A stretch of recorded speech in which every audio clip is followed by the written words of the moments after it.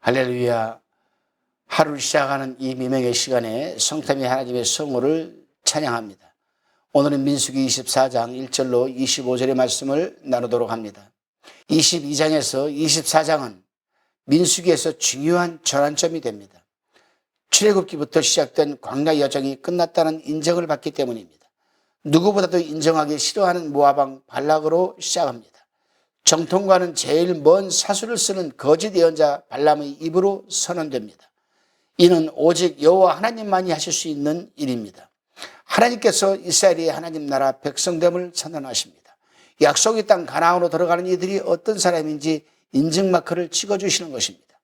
발람은 24장이 시작되자 태도를 전환합니다. 그는 적극적으로 물질을 따르던 사람이었습니다. 그런데 하나님께서 이스라엘을 축복하는 것을 선하게 여기심을 봅니다. 그의 시선이 돈에서, 명예에서, 권력에서, 사람에게서, 자기에서부터 하나님으로 바뀌는 것입니다. 광야의 이스라엘을 바라보는 하나님의 시선을 함께하기 시작하는 그분의 길을 함께하게 됩니다. 본문 1절로 2절에 보면 그에게도 하나님의 영이 임하게 됩니다. 하나님의 시선이 함께하는 사람은 점수를 쓰지 않습니다. 모략을 쓰지 않습니다. 꾀를 쓰지 않습니다. 권력을 탐하지 않습니다. 탐심을 부리지 않습니다. 발람은 한 번도 정직하게 예언한 적이 없었습니다. 그의 예언은 자기 안전과 번영의 욕망의 씨앗처럼 들어있었습니다. 그 욕망을 충족시키기 위해 의뢰자의 바람을 충실히 반영해 왔습니다. 유다서 1장 11절은 발람이 어그러진 길로 몰려갔으며 고라의 폐역을 쫓아 멸망을 받았더라고 기록하고 있습니다. 하지만 이제는 다릅니다.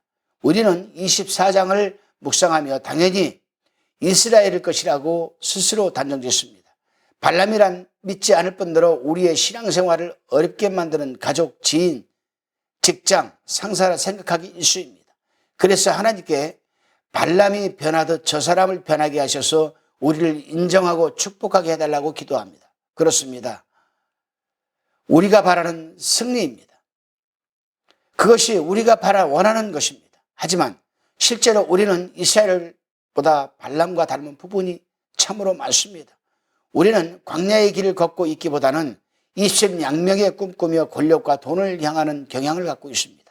하나님 기준으로 잘못된 것임을 알면서도 안정된 삶을 위해 타인을 괴롭히는 도구가 됩니다. 나랑 상관없는 사람이니 복을 빌던 저주를 하든 괜찮다는 생각입니다. 우리에게 가장 필요한 것은 여호와의 시선을 함께하는 일이 아니겠습니까? 종교인이 여호와의 시선을 따를 때 주님이 선하게 여기시는 것을 바라보고 향하게 됩니다. 전과 같이 점수를 쓰지 않습니다.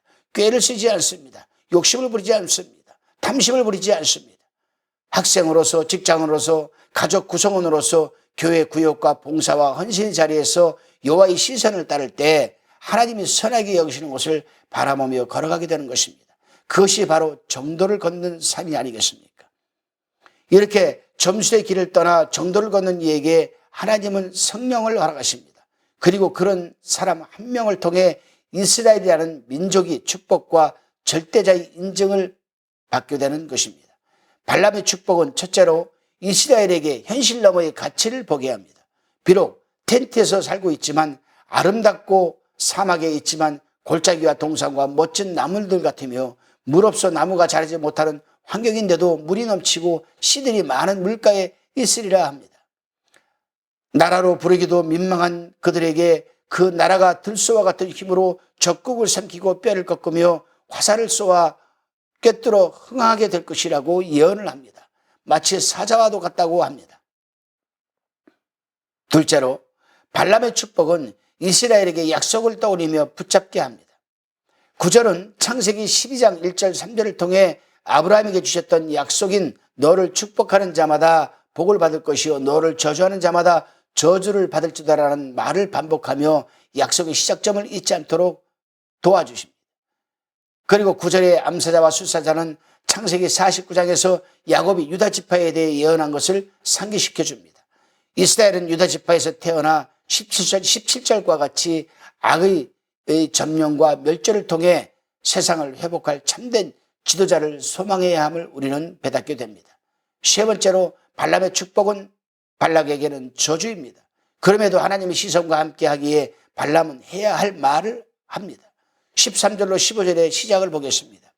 가령 발락이 그 집에 은금을 가득히 채워서 내게 줄지라도 나는 여호와의 말씀을 어기고 선악간 임의로 행하지 못하고 여호와께서 말씀하신 대로 말하리라 하지 아니하였나이까. 이제 나는 내 백성에게로 돌아가거니와 들으소서. 내가 이 백성이 후일에 당신의 백성에게 어떻게 할 것을 당신에게 고하리이다 하고 노래를 지어 가로되 부올의 아들 발람이 말하며 눈을 감았던 자가 말하며. 네 번째로 발람의 축복은 새로운 슬픔이 시작됩니다. 여호와 하나님을 인정하지 않고 대적하는 시대와 나라들이 망하는 것을 미리 보고 23절에서 또 노래를 지어 가로되 슬프다 하나님이 이 일을 행하시리니 그때의 살자가 누구이랴라고 예언을 합니다. 발람이 하나님의 시선을 향했을 때 그는 현실 너머의 가치를 볼 수 있었고 약속의 말씀을 붙잡게 되는 통로가 되었으며 진정한 용기와 새로운 슬픔을 가졌습니다.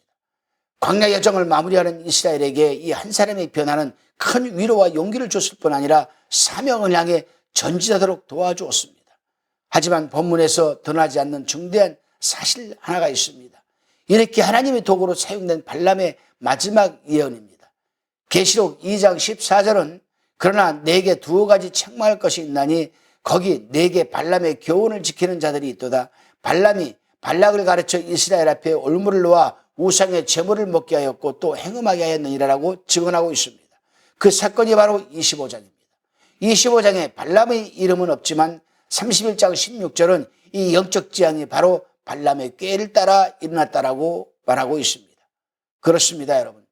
하나님의 시선을 따르던 이가 다시 자기 길로 뒤돌아가 걷는 것은 비극의 시작입니다. 이것은 우리를 향한 경고입니다. 누구도 예상하지 못하던 발람, 세상에 버려진 천조각 같던 사람을 부르시고 사용하시는 하나님께는 감사함으로 삶을 의탁해야 하는 것이 당연한 것이 아니겠습니까? 동시에 그 길을 따르다 욕망에 끌려 돌아선다면 가정과 교회와 사회를 파국으로 몰아갈 수 있다는 사실에 우리는 두려워해야 합니다. 한 발은 감사로 다른 발은 떨림으로 걸음을 내디뎌야 합니다. 부활의 은총을 입어 예수님의 시선으로 자신과 시대를 바라보는 모든 이에게 끝까지 믿음의 경주를 완주할 수 있는 축복이 허락되기를 소원합니다.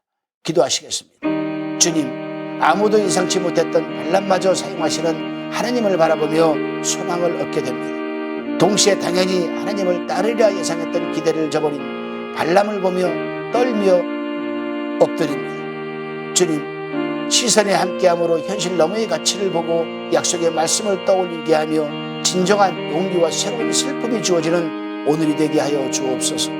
두렵고 떨림으로 구원을 이룰 수 있도록 인도해 주시옵소서. 예수 그리스도의 이름으로 감사하며 기도드리옵나이다. 아멘.